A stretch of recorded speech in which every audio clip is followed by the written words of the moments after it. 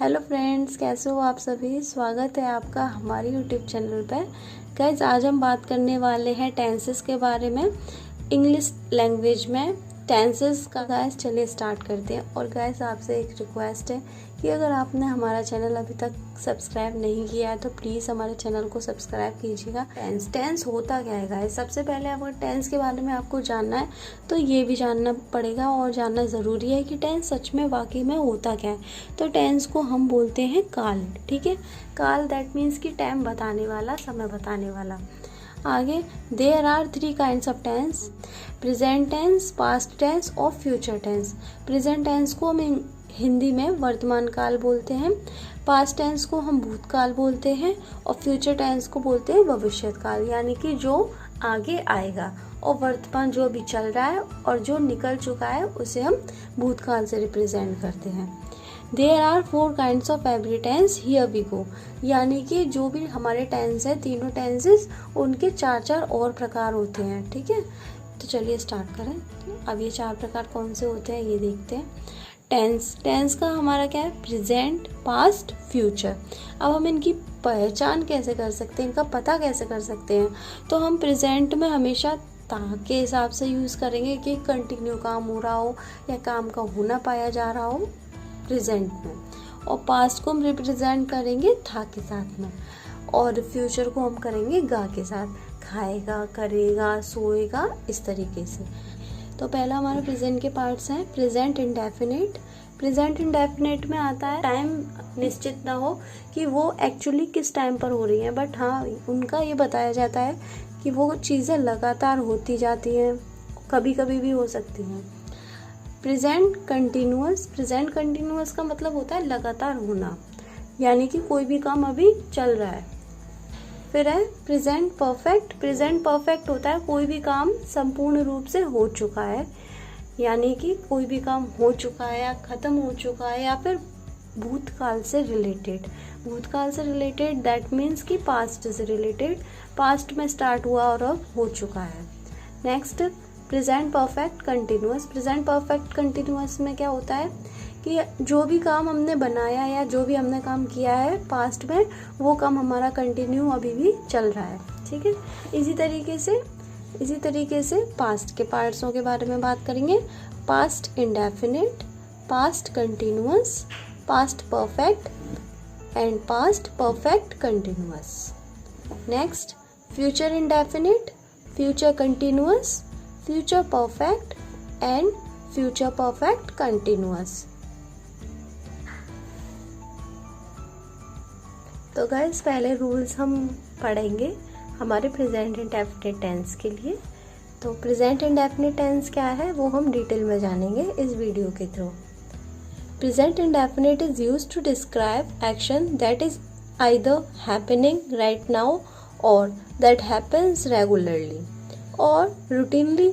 The first form of verb is used with either an S और an E S depending on the situation. तो guys present indefinite क्यों use किया जाता है?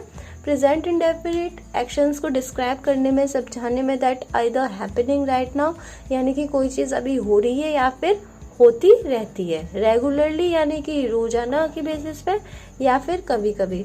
The first form of verb is used with either an S और an E S, यानी कि verb की फर्स्ट फॉर्म के साथ हम एस या ई एस लगाते हैं। डिपेंड करता है कि हमारी सिचुएशन क्या है। यहाँ पर उसको पढ़ लेते हैं जो मैंने यहाँ पर लिखे हुए हैं। तो गाइस हमारा पहला एग्जाम्पल है सारा राइट्स अ बुक। सारा एक किताब लिखती है। They love to read books, उनको किताब पढ़ना पसंद है या वे किताब पढ़ना पसंद करते हैं।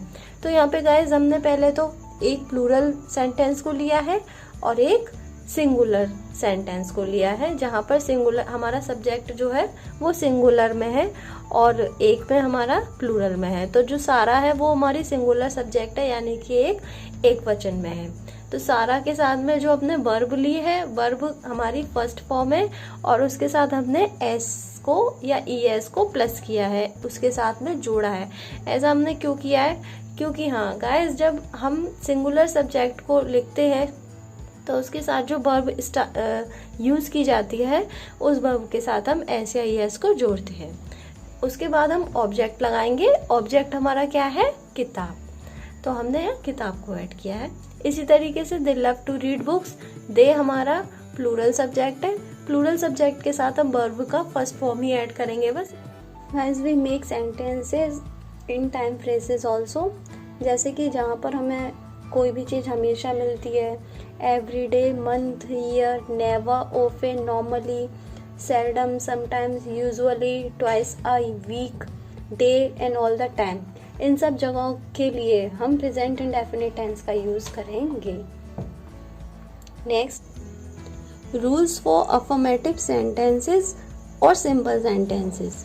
सब्जेक्ट प्लस वर्ब की फर्स्ट फॉर्म प्लस ऑब्जेक्ट, और I, we, you, they plural subject plus main verb plus object, he, she, it that means की singular subject plus M B बोले तो मेन वर्ब प्लस एस या E S plus object. Rules for negative sentences. जब हम नकारात्मक वाक्य बनाएंगे तो हम कैसे बनाएंगे? सब्जेक्ट प्लस डू हमारा प्लूरल सब्जेक्ट के साथ लगेगा, और does for singular subject plus not plus verb की फर्स्ट फॉर्म प्लस ऑब्जेक्ट। यहाँ पे हमें एस या ई एस नहीं लगाना है, ठीक है। एग्जाम्पल है Manju doesn't drink tea, Manju T नहीं पीती है। तो यहाँ पे हमने मंजू सिंगल सब्जेक्ट है तो हमने उसके साथ में डज का यूज़ किया है, और नॉट का यूज़ नॉट इसलिए किया है क्योंकि ये नेगेटिव सेंटेंस है। You don't drink tea, you हमारा प्लूरल सब्जेक्ट है और उसके साथ में हमने डू का यूज़ किया है। नॉट हमने इसलिए लगाया है क्योंकि नेगेटिव है, ठीक है। आगे पढ़ते हैं। Rules for interrogative sentences. Interrogative sentences होते हैं हमारे प्रश्नवाचक वाक्य, जहाँ पर किसी भी सवाल को पूछा जाए या फिर सेंटेंस में कोई भी सवाल हो तो हम वहाँ पे इंटेरोगेटिव सेंटेंस को लगाते हैं। Next, we make interrogative sentences in two types. हम दो तरीके से इंटेरोगेटिव सेंटेंसेस को बनाते हैं। पहला हमारा है yes no question. Yes no question में क्या होता है गाइस, हम अलग से कोई भी मतलब क्वेश्चन वर्ड नहीं उठाते हैं, हम वहीं की सेंटेंस की ही हेल्पिंग वर्ब को आगे डाल के रख देते हैं या फिर आगे रख देते हैं।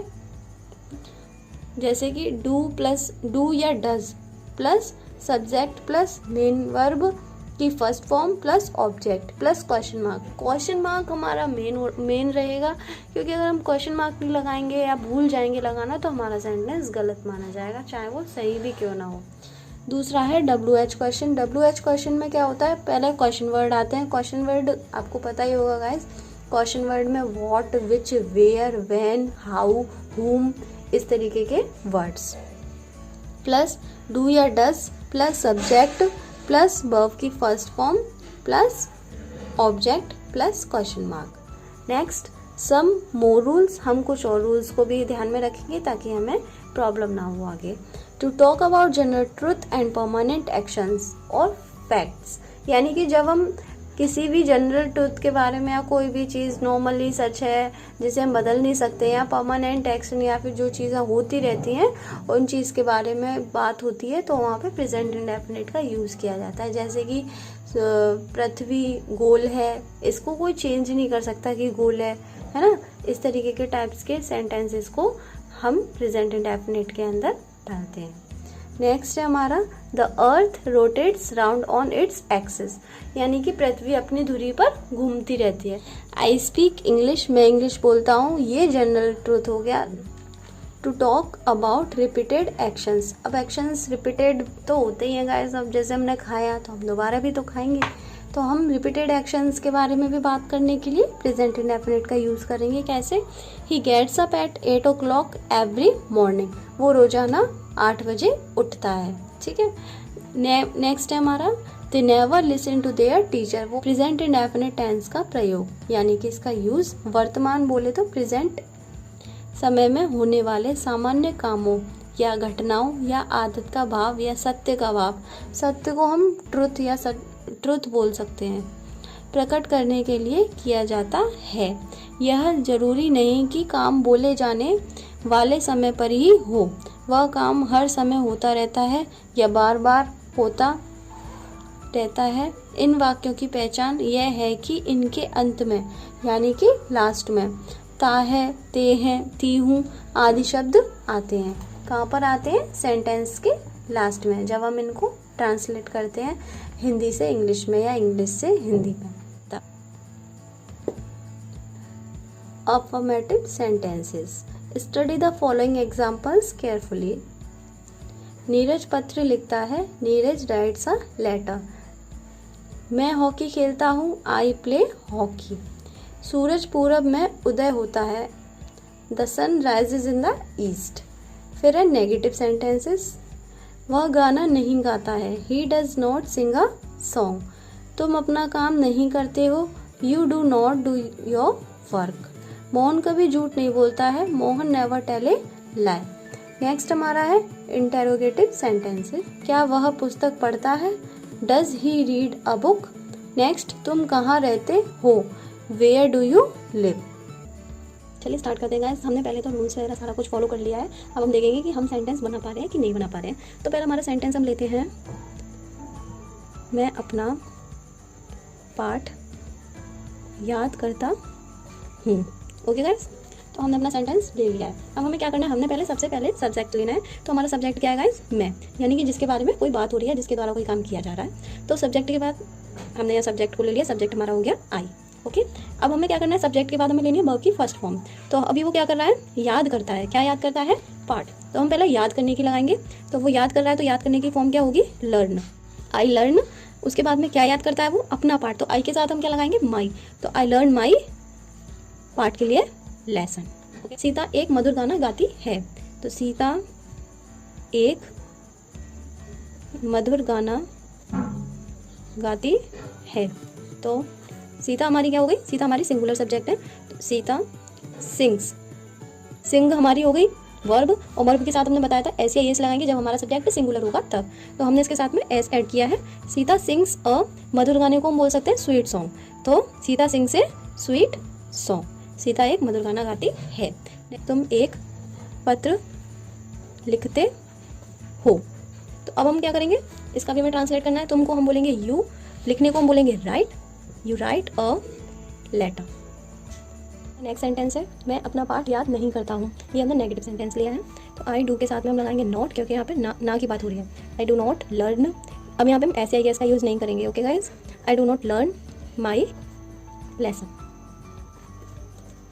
नेक्स्ट सेंटेंस हमारा है, यू डू नॉट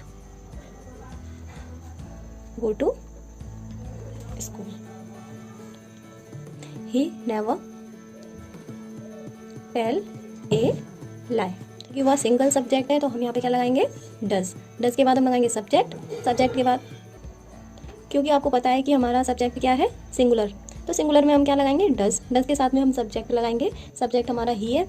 उसके बाद हम क्या लगाएंगे? वर्ब की first form. Does he read a book. Then हमारा ऑब्जेक्ट क्या है यहाँ पर? किताब। तो हम यहाँ पे बुक लगा देंगे और उसके बाद हम क्वेश्चन मार्क लगा के अपने सेंटेंस को कंप्लीट कर लेंगे। तो सब्जेक्ट है डू। डू के बाद सब्जेक्ट हमारा क्या है? आई, यानी कि मैं। वो क्या कर रहा है? देता है। तो देने के लिए हम लगाएंगे वर्ब की फर्स्ट फॉर्म गिव।